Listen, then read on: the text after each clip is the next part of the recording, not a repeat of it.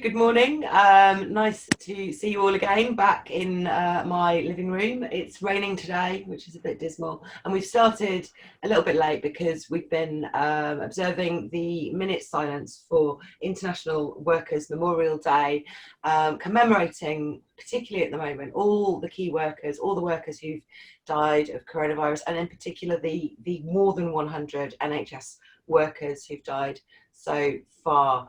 We are just incredibly concerned about the rate at which people who work in key industries, people who are predominantly working class, people of colour as well, are dying, and this is a really important and appropriate thing to do today. So sorry we're a bit late, but we are now live also on Facebook, which is the first time we've managed that.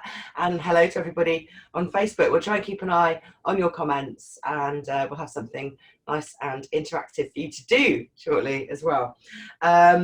This week we've seen growing pressure to relax the lockdown, and I put out a statement yesterday as co-leader of the Green Party, putting the Green Party's view very strongly that we shouldn't be coming out of lockdown until we've got effective containment policies in place, and we've managed to get the infection rate down so that those containment policies can be effective. We've seen New Zealand operating very successfully with that kind of policy, and we have to work as hard as we can to get to the same point that they're at, even though it's going to be much later. So please check out the statement from the Green Party yesterday, and please keep staying in, keep observing all the lockdown measures, because it's really, really important that we save as many lives as we can. Right, so 20 minutes for this programme, and it's actually jam-packed this time. First, we're going to be looking at the impact of the coronavirus crisis on housing, something I work on in the London Assembly a lot, including homelessness and renters' rights. And we'll be talking to Tyrone Scott, who's a housing activist. He's been working for Shelter for 5 years, and he can tell us about the biggest challenges that are going on right now in those areas. I'd also like to wish Ramadan Mubarak to all those people who are fasting now since last week. And in the spirit of celebrating our different faiths and cultures, we'll be screening Butterfly Theatre's We Are Human video at the end of the show. Fed with the same food. Hurt with the same weapons. Subject to the same diseases. Healed by the same means.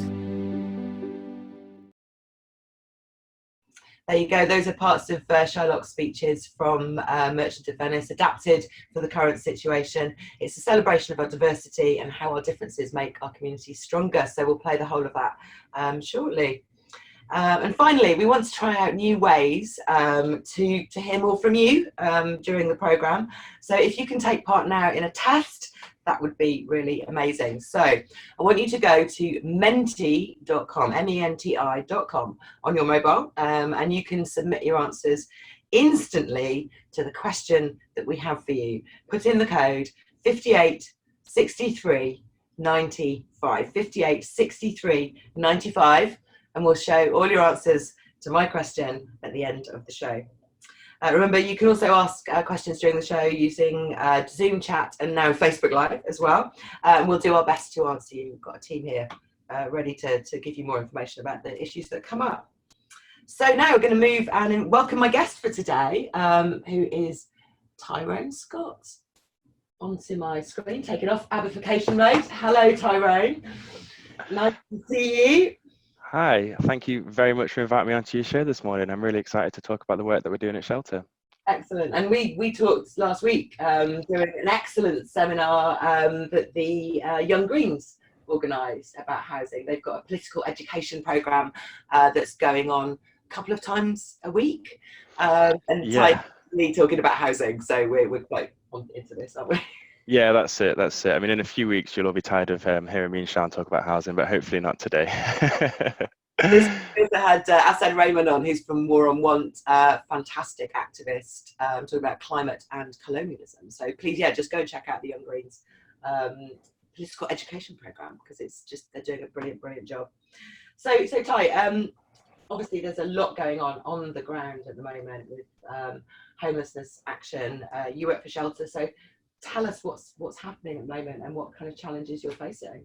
Yeah, of course. So I work for Shelter as a community organiser. I've worked there for well, just 6 years now, actually. That's gone very, very quickly.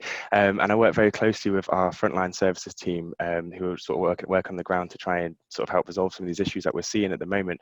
And some of the biggest issues that we're facing at the moment is the increased need for accommodation. I mean, of course, everyone always needs a safe and secure home, but the inquiries we're getting recently, since the sort of government announced they were going to ensure everybody was accommodated during this pandemic, we've had such an increase in numbers of people who have struggled to get accommodated. All those who have been accommodated are, they're not able to self-isolate because they're having shared facilities. We've got families sometimes with shared facilities as well and living in sort of cramped, unsafe conditions. So even whilst some people are being accommodated, sometimes that accommodation they're getting really isn't safe, especially considering the self-isolation and social distancing rules that we have to apply. So this is people who are living in shared temporary accommodation, people who are living in hostels, but also the mayor's team, and something I raised once the crisis first started, have been taking over hotels and putting people into hotels. How is that working out? Is that the right space for helping people who are homeless on the streets? I mean, look, it has been somewhat successful or effective in the sense that they have to get people off the streets, and get whatever is available. But sort of as to what I was saying before, whilst that initiative has been there to ensure all rough sleepers are accommodated, whether it's in hotels or hostels or all self-contained, unfortunately, that just hasn't been the case. So I think in the initial couple of weeks, we were seeing quite a lot of action from local authorities across London in trying to ensure that rough sleepers were being accommodated, but more people are slipping through the cracks in the last week or two. And we're starting to get concerned that they're moving back into business as usual because people are finding it much harder to get accommodated, and rough sleepers are as well. So whilst that initiative was launched, I do worry now that the effectiveness of it is really not the same as it was initially or what it was when it was planned. Yeah, I've been asking the mayor questions about this, and I think there's more. The last thing I heard, there were more than 1,000 people staying in hotels now who had previously been street homeless. I don't think that number's gone up since in the last few weeks. The mayor's team seem to be, they might have exhausted the funding that they know they can put in. I know they're asking for more money from the government. Yeah, I mean, we've basically heard very much the same. I've been on a few calls last week with different people in the sector, and we're not seeing that number increase, not to levels that we know it should be, because certainly that wasn't the end of all the rough sleepers after those first couple of weeks. So it really is a big concern. And even those who have been accommodated, it is a big concern because this is very much a short-term fix. If this is over with in a few weeks or a few months' time and everyone is just evicted from these hotels or hostels, we're just going to be back in the position that we were, a few months ago. And this is a chance really to sort of reset the issue of homelessness within this country, which is just gone absolutely out of control. So I really hope that we, the follow-on actions from this are the correct actions, and these people aren't just put on the streets again. Yeah, no, absolutely. I mean, obviously the crisis made us realise basically we can't have people on the streets. We never could have people on the streets. That was always the wrong thing to be doing. We shouldn't have people slipping through the cracks. So the next challenge, the next steps are to find permanent homes. Yep. For everybody people who were street homeless, who've been brought into these hotels, but also new people becoming homeless. What can be done about that? What are the ideas that are being put forwards now? I mean, longer term, it's the same what we've always the same, which is we need more social housing and council housing essentially, but social housing includes housing associations, and that is a long-term fix. I mean, just looking at national figures, there's over 1 million households waiting for council housing in the UK, and less than 7,000 built in the UK last year. And with any figure you take for housing, that issue is much more acute within London. So whilst there's national figures, that is going to be even more acute within London. So it's a massive issue. So that's solution one, but that is a bit long term. A house building program doesn't happen overnight, but in the short term, there are fixes that can happen. I mean, we have an estimated 22,000 empty properties, within London that can be brought back to use. And there could be more than that. That's just a baseline figure. So if these could be brought back to use, at least in the short term, whilst we have that longer term house building program, there are many things that can be done, as we can see with this situation here, to ensure people aren't on the streets. So yes, ensuring that they do follow up with these when this is hopefully over with soon. Yeah. So again, this is work that I've been doing whilst the crisis has been going on. We didn't have the assembly in full throttle with questions, but I did write a letter here to the mayor and to Tom Copley, who is the deputy mayor for housing now, asking them about this a couple of weeks ago, and I was trying to get them to do more to reduce the construction work that's going on some of their schemes, but also asking about things like developments that are estates ready for them. Obviously, we're not in favour of, but there are plenty of homes where people have been moved out, but the homes are still good to live in. Can we use those, get them into use? And also, interestingly, an idea that was put to me and I put to the mayor was the fact that there are lots and lots of new market sale homes being built. We know that estate regeneration schemes are mostly market sale homes. There's quite a lot in a sort of finished state where they maybe haven't been sold yet or people haven't moved in. So I said to Tom and the mayor, what can we do anything about bringing these into use, either temporarily or permanently? And I got a letter back from Tom at the end of last week. So this is breaking news, as it were. This is new information. They say, yeah, they're working with investment partners and other developers to explore using these homes, these new build homes. Okay. Maybe haven't bought them. We don't know what's happening with the housing market. I think, you know, there are a lot of homes in London that could be used to help with the homelessness problem. Yeah, just nobody's been able to do that so far. But the crisis means maybe we have to. No, I think you're absolutely right. I mean, I think anybody listening to this living in London, no matter what borough that you're living in, has seen a large new property development spring up in their community or in their neighbourhood. And one thing that they'll all have in common is these would be really expensive high-rise flats that the local community, in large parts can't afford.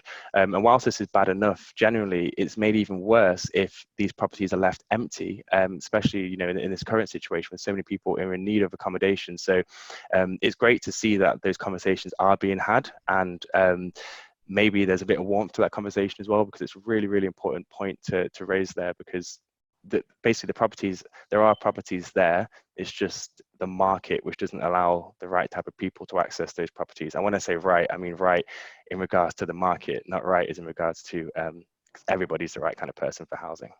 Yeah, no. I mean, we'll closely monitor any progress on that.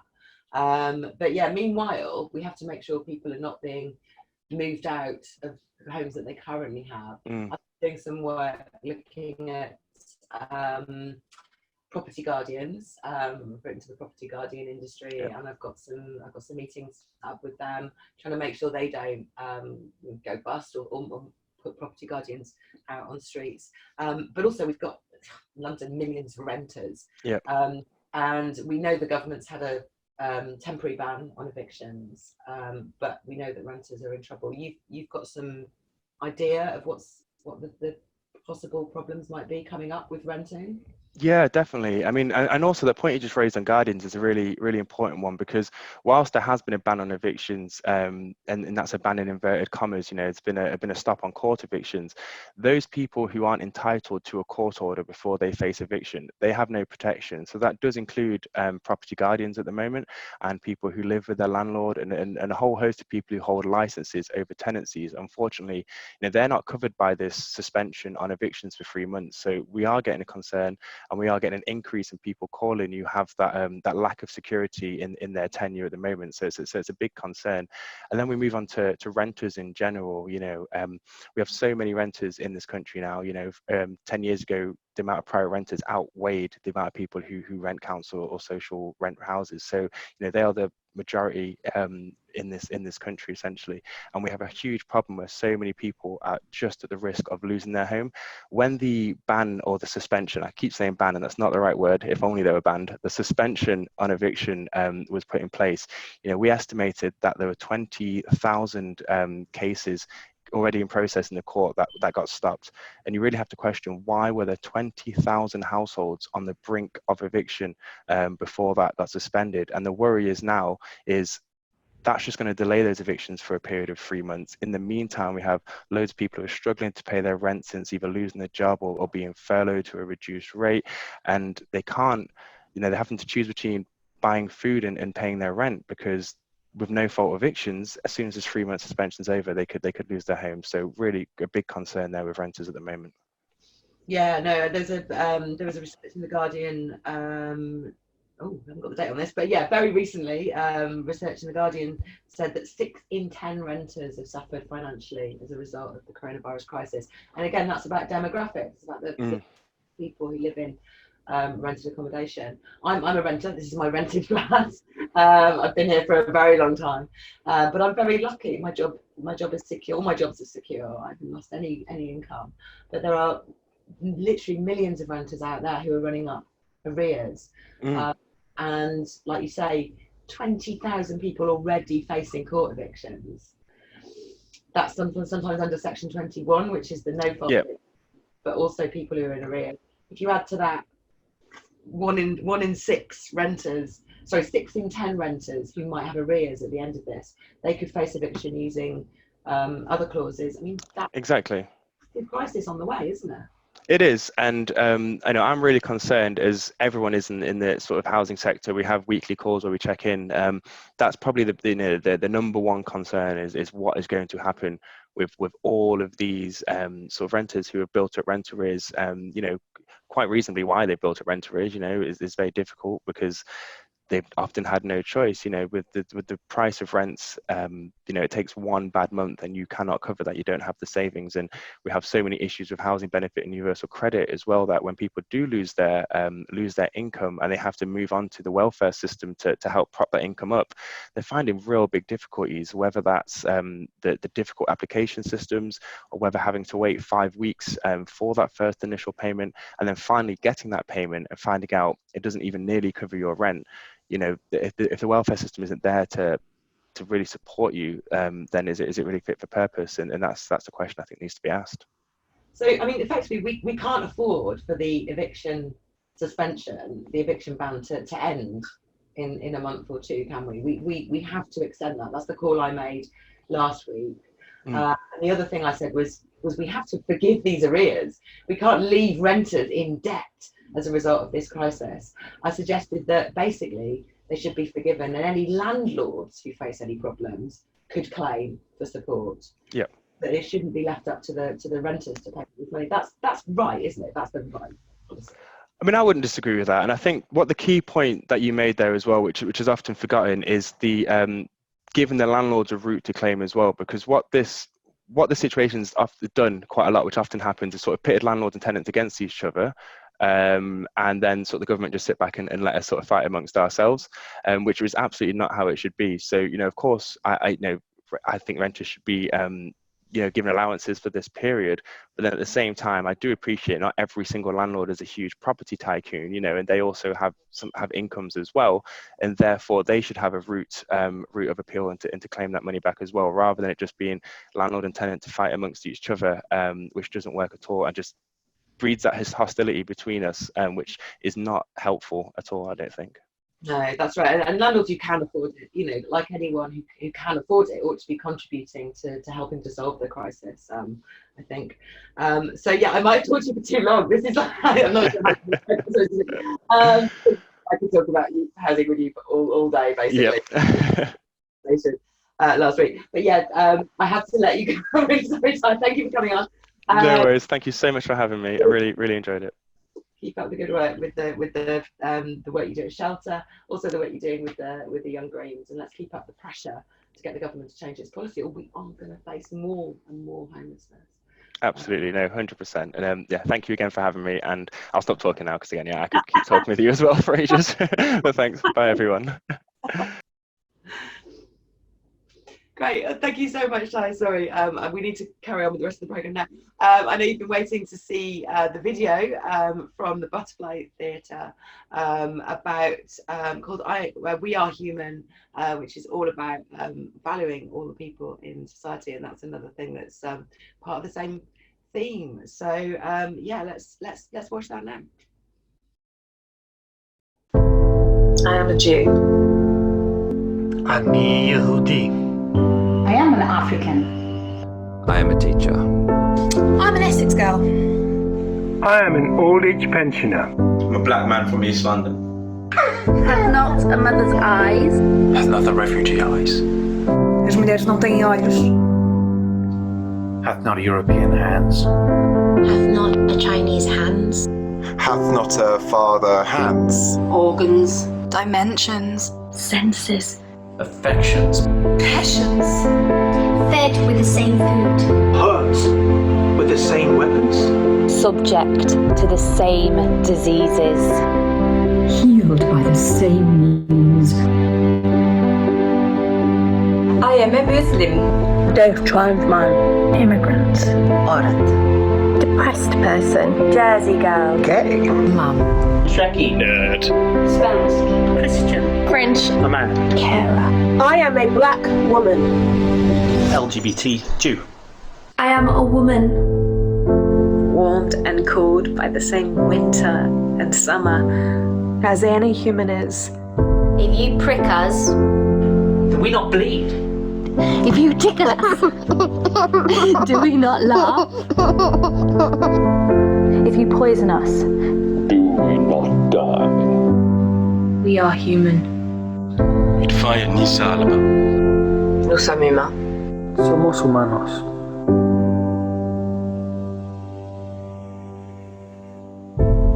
We are human. Melodia. Oh, that was absolutely brilliant. Thank you, Butterfly Theatre. I know the arts are really struggling at the moment, and just finding ways to produce that kind of thing online and doing all that work when you're all struggling in the arts, I think, is just, yes, fantastic. Well done. Next thing, now we want to see the answers that you might have given to my question. Can we do that? This is our experimental. Here we go. Menti.com. So the question was, what is your favourite biscuit? And let me see, what are the answers that we've got back? Jaffa Cakes, and Jaffa Cake is winning. That's just wrong. I'm sorry. Where are malted milks? Where are malted milks on this answer? But that's really good. These are the things that people are telling us. Yeah, Bob and cream. All right. Well, you're wrong, because malted milks is the answer to that question. But yeah, no, we'll try. That's really good. That does work. And we'll try and use that more in future programs, and see what we can find out from you about other subjects too, not just that classic question. So now, thank you to Ty. We're going to wrap up. It's time to go. Thank you, Ty, for coming in.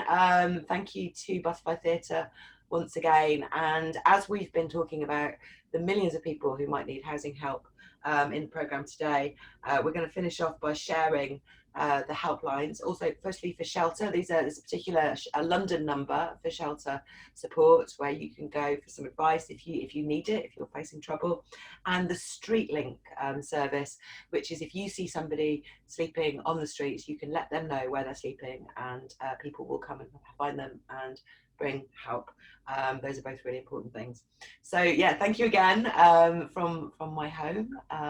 We will be back hopefully with Swifts when it's not raining, and with fantastic guests to talk about other issues in the future.